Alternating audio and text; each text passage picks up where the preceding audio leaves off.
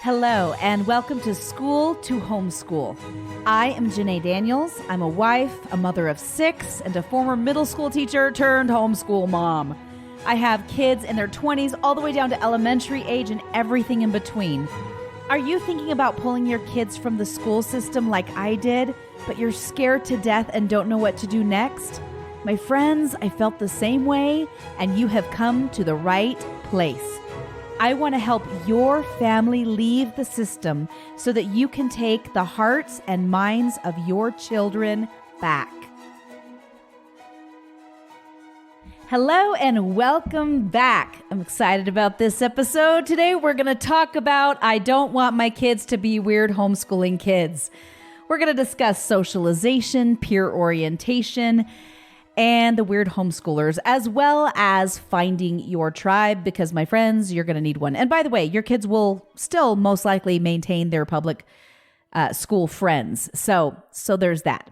But I'm excited to dive deep today into worrying about your kids becoming the weird homeschool kids.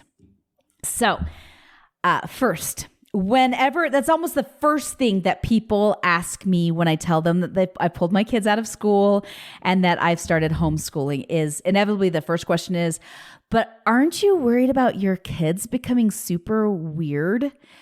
And my response is always the same. And this is it. Have you met me? Of course, my kids are going to be weird. So there's that, right? And I say it very tongue in cheek. I am a little bit weird, and my kids are like me, which brings me to my first point.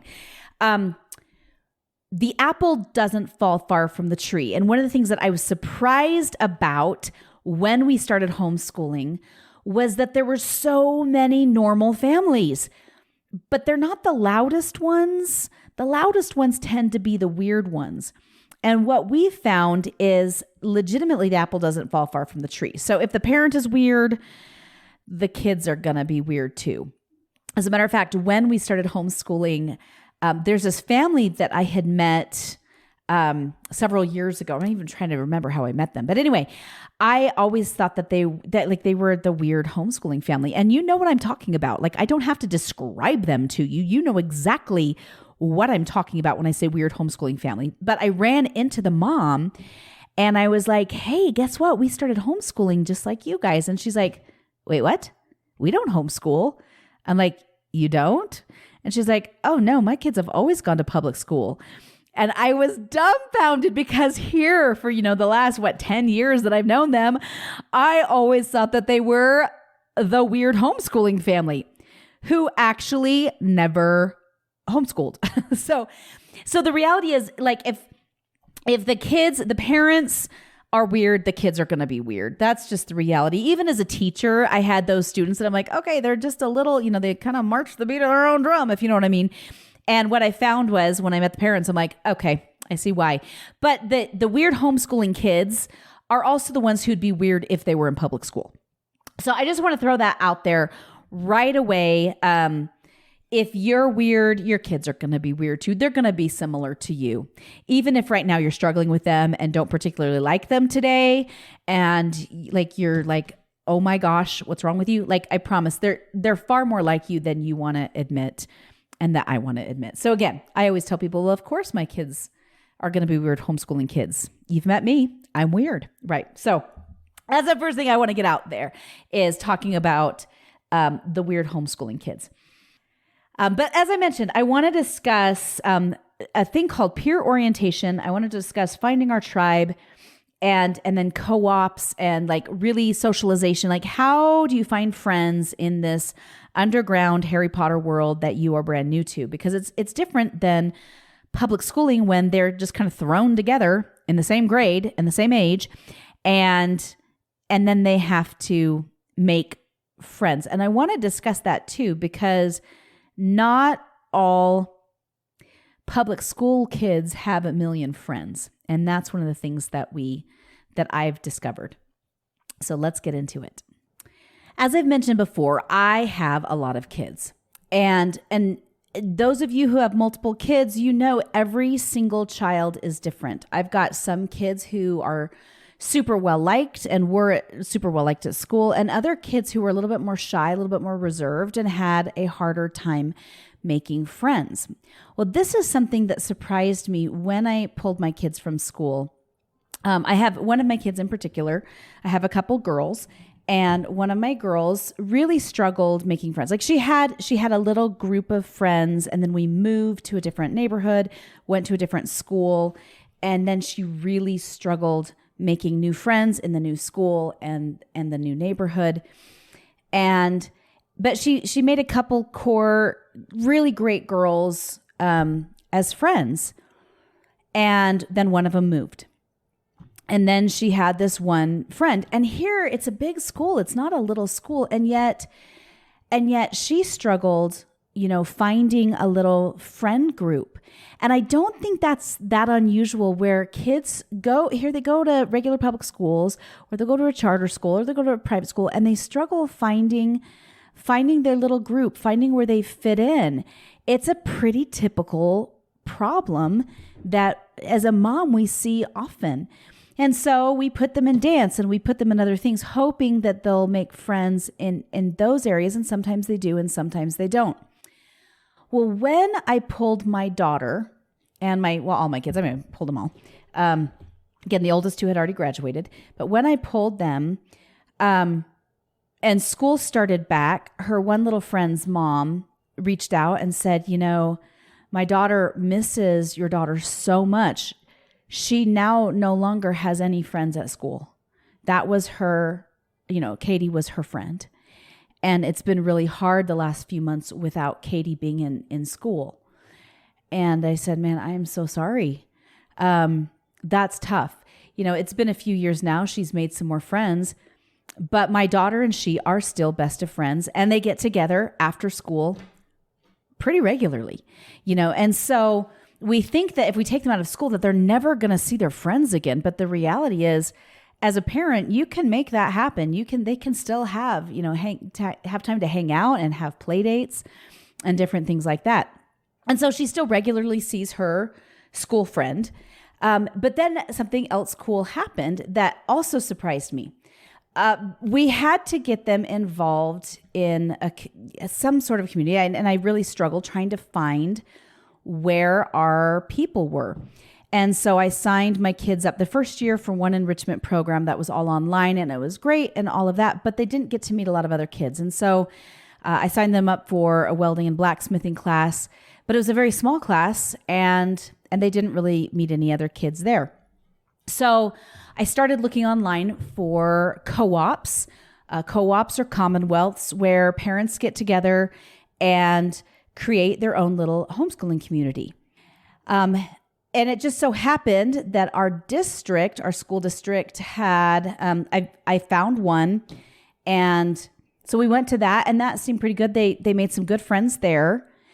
And then I put it out there like on Facebook trying to find, are there any meetups for, around these ages? And as we started meeting more homeschooling families, it became very clear that yes, we fit with these people, but we don't fit with these people. Because in the homeschooling world, it's just like society. You get very, very, very left-winged people that homeschool, and you also get very, very, very right-winged people who homeschool, and you get everything in between.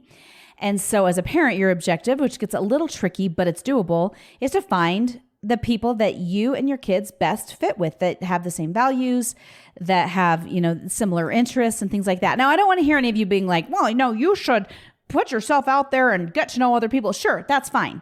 But when I want to associate with people on a regular basis, I want to associate with people who have similar values as I do, that have the same ultimate character beliefs that I do, because we become the 5 people that we spend our time around.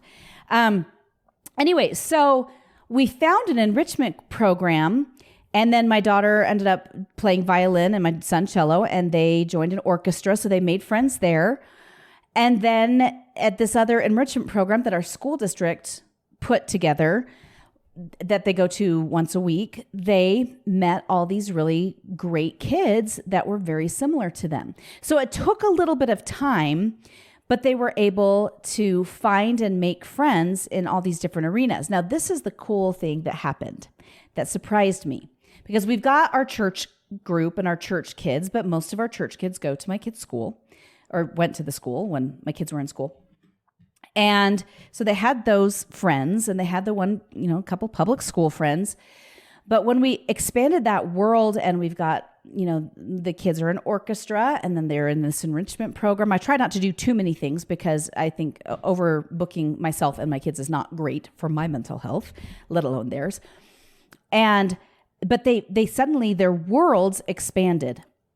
And that was really a cool thing. My son had a birthday party. He turned 16 for his big 16th birthday. He's like, this is what I want to do. I'd like to invite all of these kids from the different areas of my life. I'd like to invite some of the people that are roughly around my age from my college classes. I'd like to invite some kids from orchestra. I'd like to invite some people from the co-op that we go to up north. I'd like to invite some kids from church, and I'd like to invite some of my public school friends, and I'd like to invite, all these people.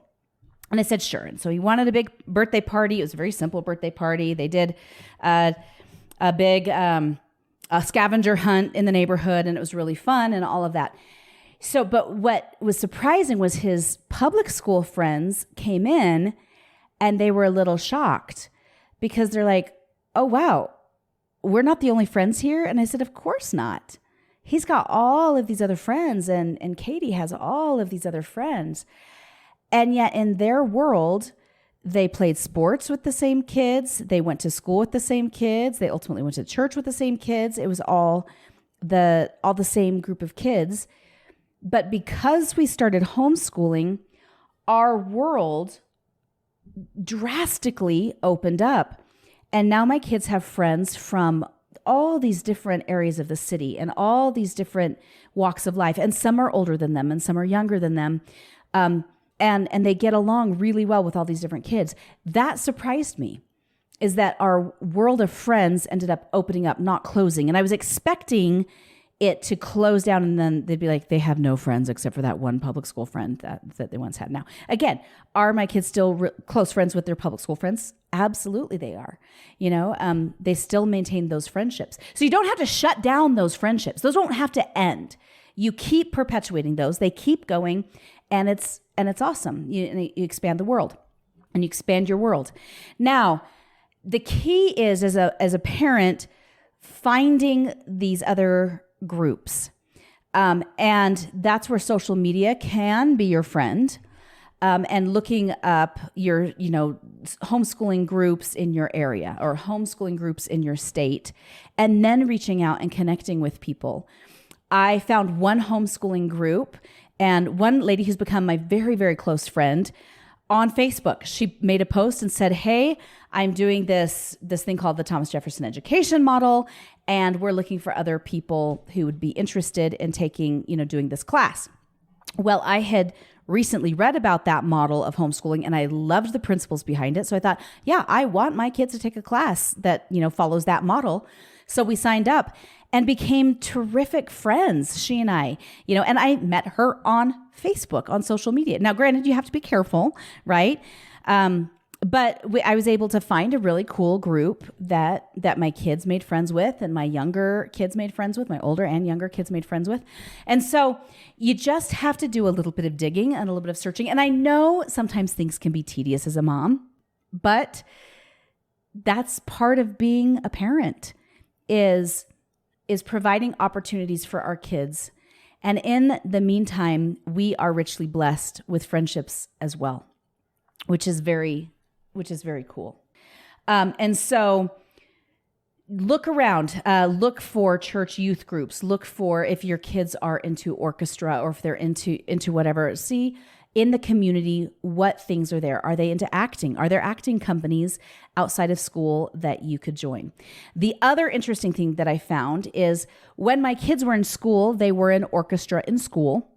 But then when we no longer were schooling and they couldn't be in the orchestra because it was during the day and not an after-school extracurricular activity, I signed them up for a community orchestra that had public school kids and private school kids and homeschool kids and all of these other kids. And the orchestra was phenomenal. It was 10 million times better and more challenging than the public school orchestra that my children were involved in. Same with some of the other extracurricular activities where they couldn't do them at school, but they could through the community. The theater programs, now I was a theater teacher, the theater programs outside of the schools were 10 million times better than the ones that were in the schools. And they fit our values better. The shows that they chose were better. And the shows that they did were better. The parents were more involved, and it was more like a community. And just in general, the shows, the acting, the set design, all of it was better and a more enriching experience. So that surprised me as well, because we always just assume like, oh, they'll learn at public school, but it's not necessarily the best education. And so now those of you teachers are like, I am so offended. Don't be offended, guys. Like, I was a teacher. Sometimes we have to face the truth. Everything in school is not better. A lot of times it's frankly not as good. It's subpar. So, and your kids in many states, homeschool kids are still able to participate in extracurricular activities through the school. In my state, I'm in Colorado, kids are still allowed that are homeschooled to participate in sports and extracurricular activities outside of school that the school offers, such as sports, with their homeschool that they would go to if they were in school. So there's that. You've got to find your group. You've got to find your tribe. And if you don't, like I went to one activity once with my daughter, and we walked in and we were going to meet all these moms and these girls. And we met on Facebook, and we walked in, and my daughter looks at me and she leans over to me and she said, Mom, these are not our people. And I'm like, yep, nope, I hear ya. So we stayed for the hour, and I didn't get together with them again. I continued to look for the people who I most related to. They were great ladies. Don't get me wrong. The girls were great. The ladies were great, but it was very clear our outlooks on life were grossly different, and it was fine. We had a lovely conversation with them, very amicable, but they were different than what we were looking for. And you've got to find your people. So they're there. You just have to find them. No matter which way you lean, you will find your people, because they're all in the homeschooling community too, right? So that, so there's that. So as you will have to make some effort to find some co-ops and commonwealths. Social media is a great place to start. Googling it is fine too. I wish there was like one resource that had like everything listed, but some groups pop up here and there. Last year, I started a group of families that I knew who homeschooled, and I said, hey, what if we got together once a week and we did this, and this, and we did that for the year, and it was great, and I created that group. And so sometimes if you're in a smaller community, you might have to be the one who starts a group, but it's okay, because you become blessed by that. Other families are like, I don't want to do a lot with a lot of groups. If I get together with people like once a month, that's sufficient. That's really up to you. But the older that your kids get, the more that they're going to yearn for that, like making friends and having those relationships with other people outside of the family. With that being said, I want to talk about peer orientation, which is a term that I was introduced to when I very first started homeschooling. Now, the tagline of my podcast is helping families leave the system so that they or you can take the hearts and minds of your children back, which implies that we have lost the hearts and minds of our children. And the reality is most of us have. And I include us in that because I feel like particularly with my older two kids, they were what's called peer-oriented. Now, this term was coined, I don't know if they coined it, but they are the authors of Hold On to Your Kids. Doctors Gabor Mate and Gordon Neufeld wrote a book about attachment, and they're world-renowned developmental psychologists and attachment specialists. And so this is their arena. Specifically, Peer orientation, according to Dr. Mate, and I hope I'm not butchering how to say his name, but is that peer orientation refers to the tendency of children and youth to look to their peers for direction, for their sense of right and wrong, codes of conduct, and their very identity. And that was the first time, like reading this book once we started homeschooling, that I had heard that term. I had never heard it before. And we chalk it up. We're like, oh, when you get to be, a parent and your kids are teenagers, suddenly they don't want to be around you anymore. And they want to do their own thing and they don't want you to be around and they're embarrassed by you and they ask you to drop them off early and all these things. And they'd rather be with their friends all the time and not with you. And then they start sounding like their friends and all these things. And I thought that was normal. I think most people do because in today's society, it is normal. However, with that being said, the assertions that Doctors Mate and Neufeld make is that it is not historically normal, nor is it healthy. And here's what Dr. Mate has to say about that. He says, quote, parenting and teaching are much harder these days than they used to be and than they should be. In Hold On to Your Kids, Dr. Gabor Mate, with developmental psychologist Gordon Neufeld, forward a proactive and important view of why this is and what we can do to counter it. The root of the problem is that children no longer look to adults for emotional support, the teaching of values, or the modeling of behavior.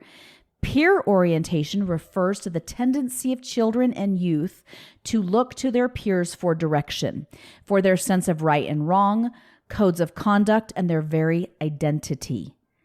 Peer orientation undermines family cohesion, sabotages healthy development, and fosters an aggressive and prematurely sexualized youth culture. For parents already challenged by the demands of our multitasking world and stretched by stark economic realities, peer orientation further complicates the task of child rearing. Children were never meant by nature to be in a position where they are so dominant in influencing one another. This state of affairs may be the norm today, but it's neither natural nor healthy.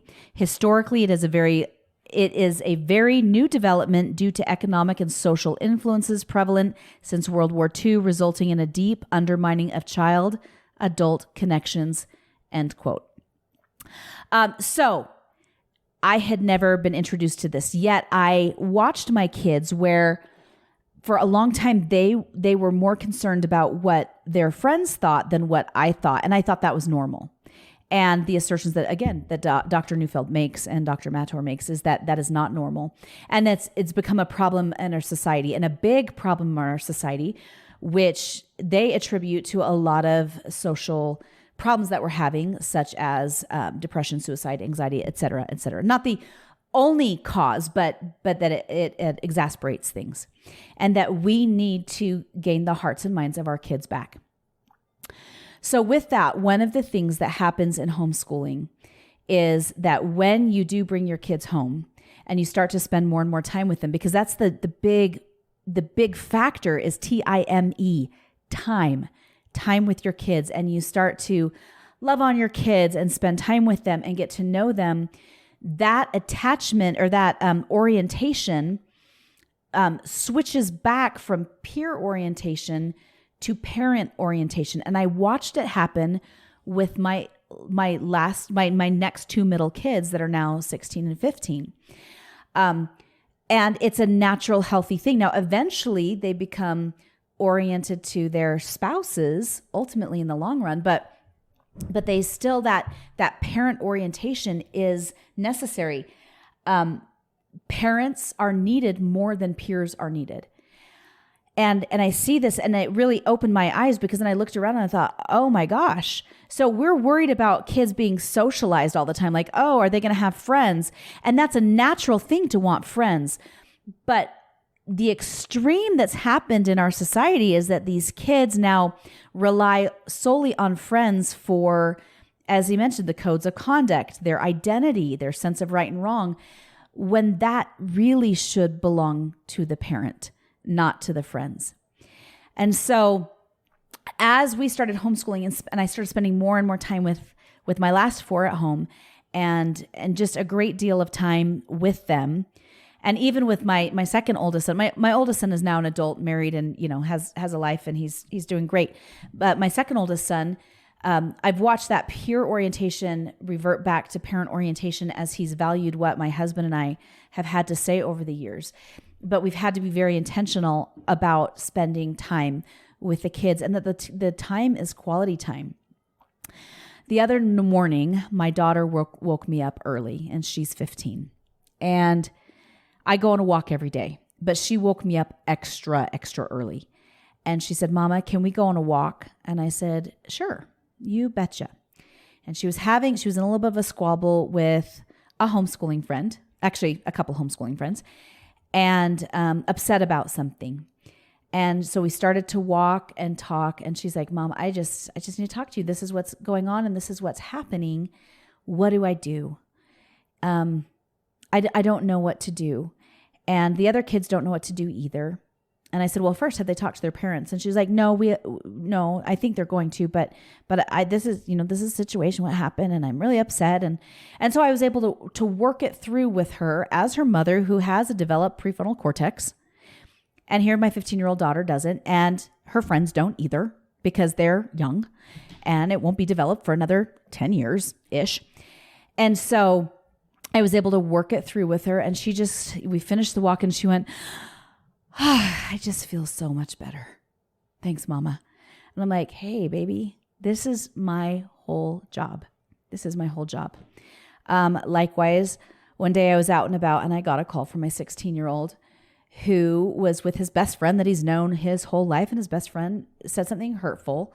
This happened a few weeks ago, and it upset. My son called me. He said, "Mom, can I just talk? I just need to talk to you." And I'm like, "Yeah, what's going on?" And he said, "This is what happened." And I said, "Okay, well, let's work through it, and let's talk about what the best course of action is." And the natural course of things is, yes, I was the person that they should have come to. That's the natural course of things. That's one thing that is a result of homeschooling, that as we bring them home, and as we love on them and we work with them about the things that they love, and we learn together with them, because I don't like being like, I'm the teacher, you're the student. It's like, no, we are learning together all these wonderful, exciting things. We grow together, and there's a close bond that happens. And kids that are peer-oriented, a natural shift can happen back to the parent so that they are once again parent-oriented, which is the natural order of things, which is really cool. Now, you can disagree with me, and guess what? I don't care, because I'd rather have my kids attached to me and oriented to me than I would to somebody else. And your kids should be oriented to you as well. I had a friend over with her family. It was a couple of years ago, and I had finished the book, and my kids were reverting back to parent orientation, and I could feel that, because they wanted to talk to me more than they wanted to talk to their friends. Don't get me wrong. They still want to hang out with their friends. They're like, "Mom, I really want to hang out with my friends." Right? But when problems hit and things arise, I'm the one they come to. My husband is the one they come to. And so my friend said, "Hey, I'm really sorry that, this one child didn't come today. She's very upset and she won't speak to me." And I said, "Why won't she talk to you?" And she's like, "Well, she's having a squabble with her friends, and she goes, I never see her. She is always with her friends. She will not talk to me about anything that's going on, and she's kind of a mess. And I don't know what to do for her." And I said, "Does she dress like her friends?" And I was thinking about the book that I had just read, and she's like, "Yes, she sounds like them. She's taking on their intonations and their tonalities when she talks, and her mannerisms are like theirs." And I said, "I wonder if she's this thing called peer-oriented." And sure enough, she looks at it and she's like, "Oh my gosh," we kind of go through the book, and I show her some things, and she's like, "Oh my gosh, my daughter never wants to talk to me, and she always wants to talk to her friends. I think she is." And so then she was able to go home and go, "Okay, what do I do next? And how do I get the heart of her back? How do I get her heart back?" And she went through and has done her best to get the heart of her daughter back. But for me, homeschooling afforded me that opportunity to take my kids hearts back, because it's awfully hard to parent a child whose heart you do not have. There is a mom that I'm working with right now, and if I usually have like 20 minutes with a kid, like a teenager, I can convince them that they want to homeschool. I don't care how cool that kid is at school. I don't care. Like, I give me 20 minutes with a kid and I will make them want to homeschool so bad that they can taste it. So one of my gifts, that is one of my gifts. So this one particular lady, I was visiting a couple years ago, and I started talking to her teenage son. They were having all sorts of problems with their teenage son at school. And I started talking to her teenage son about homeschooling and all the things. And he's like, yeah, I got him all riled up. And he went to his mom and he said, Mom, I want to homeschool. I want to homeschool. I want to homeschool. I want you to talk to her, and I want you to learn how I can homeschool. And sure enough, we went through the whole thing. She pulled him out. She was in a different state than me. I walked her through, like, this is what you're going to have to do. And she's like, what do I do about curriculums? And we walked through the whole thing, everything that we're going to go through in the podcast. And she pulled him out. He's doing phenomenal, by the way. I mean, he graduates here this year. This coming year, he's going to be a senior. He's doing awesome, loving life. He's working on a ranch right now for the summer, having a blast, just cool experiences in his life. He had to let go of some of his peers. That was hard for him, but he's made some great new friends and family friends that he was like, oh, I'm really close to my cousins now, which is really cool. But her last child, she hasn't pulled out yet. And she said, I'm not sure what to do. I feel like I need to pull her out. I don't like what's going on with the school in some ways, and this, that, and the other. And everyone has their reasons that they homeschool. Sometimes it's their kids have anxiety. Sometimes it's that they're being bullied. Sometimes it's they don't agree with the politics. Sometimes it's that they just want more time with their kids, right? It doesn't matter what the reason. If it's your reason, it's good enough. Like, if you feel that inclination, your reason is good enough. So for her, she has her reasons that she wants to pull her daughter out. But she said, my daughter will not talk to me. And so she and I have talked extensively about, well, before you can pull her out, you have to have her heart back. And so you're going to have to work on getting her heart back. And so I suggested that she read the book, Hold On to Your Kids, Why Parents Need to Matter More Than Peers, again, by Dr. Gordon Neufeld and Gabriel Mate. And so that's something that she's working on currently. So if right now your kids are extremely peer-oriented and they're rebellious and they're fighting you and they only want to be with their friends, it might be wise to take some time prior to pulling them to go through the book and then start working on that relationship with them and then pull them. In other cases, it might be best if you just pull them right away and maybe sever ties with their friends and help them develop new friends. I don't know. Every situation is different. I'm not a therapist. I'm not a psychologist, but I am a mom. And I do know, though, if you're struggling in that arena with your kids, take it to God, ask him what to do and what the best course of action is, read the book, and then allow yourself to be guided with your children through the rough time with them, and then work to get their hearts back. Spend that time with them to get their hearts back. And it may be tough and it may be hard and it may take you some time, but you matter more and your opinions matter more, and you've got to get their hearts back. Again, for me, my two middle kids in particular were starting to teeter on being peer-oriented, and we pulled them out, and then they turned towards me. Their hearts turned towards me. Their hearts turned towards my husband, and our hearts were open to them, and we've had just a really beautiful relationship. The other cool thing that happens when they become parent-oriented again is their ability to be kinder and better siblings increases.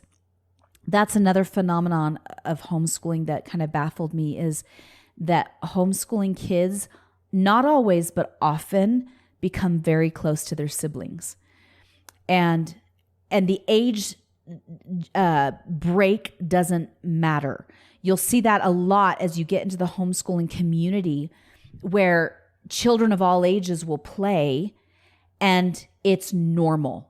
which is how society is, right? Like when I was still working and going into the office, nobody was the exact same age. There was older people and younger people and people in the middle, some with kids, some without kids, some single, some married. You know, the natural order of society is that we're all intermixed. And this notion of public schooling implemented in 1852 in Massachusetts changed that. And it was done intentionally to cause for conformity reasons. And so it's unnatural for kids to be in the same grade at the same age. I mean, that's an unnatural thing that was done. The natural order of things is that in society, we work with people all different ages. So that's a beautiful thing that happens as they become parent-oriented again, as they spend more time with their family, and they're doing these wonderful, enriching, beautiful activities with the families become closer. And I've watched it firsthand with my family. So in May, as I mentioned, my kids have been going to an enrichment program with our school district. They had this big park day to celebrate the end of the year. And we only got to know families that were on the day that we went, because it's not every day. Like the enrichment programs generally don't grade the kids and they don't get tested or anything like that. It's an enrichment program. They expect the parents to be doing the teaching of the major things of the subjects, and then the kids go to be enriched, right? So we go to the park enrichment day, and there's all the people from all the other days that we've never met. But we know the people on our enrichment day. And the coolest thing is, as I watched, the older high school kids were like painting the faces of the little kids. And there was a volleyball pit, and older kids and younger kids, were all playing together. And the older kids were cheering on the little kids as they were playing volleyball. And it was beautiful. And all the parents are talking and the kids are running, just running. And it was almost this like, for me, it was like, oh, this is what like a little utopian society looks like. Like I hate the term utopian, by the way, because then you automatically think of sci-fi, but like it was beautiful. Like it was just really cool. And the older kids were cheering on the little kids. They're like, you did great, you hit it, Whereas when I went to public school events before, the kids would group with their little circle of friends and not intermix. And so it was really different for me this year, seeing that mixture and that beautiful, coming together, and these older kids and these little kids all playing together, and the older kids encouraging the little kids. And there's this gentleness, not this meanness and this ugliness that was gone. This gentleness. And the older girls were painting all of the kids' little, doing face painting and doing it with joy and laughing. And then the older kids would come and talk to the adults and not think anything of it. And here, what I always thought we were going to get weird, socially awkward homeschool kids. Like that's what's going to happen to my kids. And the opposite happened. My kids can have conversations with adults. They can have conversations with little kids. And they are comfortable in uncomfortable situations now, which is pretty cool and is a sign of resiliency. So what I want you to take away today is, number one, you don't have to worry about your kids being weird. They're going to be like you. So maybe you do have to worry about them being weird if you are. Number two, that you will need to find groups that they can associate with. And they may not all be the exact same age, but they'll be close in age. And they can have those friendships, and they can still maintain the school friendships too, unless you don't want them to, and then you can cut things off there. But that's up to you. Number three, you've got to make sure that you have the hearts of your children. And if you don't have them, if they're not oriented to you, get their hearts back. I would again suggest reading Hold On to Your Kids by Dr. Neufeld and Dr. Mader. And number four, find your community, find your people, and you will make phenomenal friendships. And then finally, allow your kids to foster the relationship with one another if they have siblings. Because my friends, it is so beautiful and so fulfilling. And the dream that I had when I was younger of having a family, I'm seeing it now come to fruition.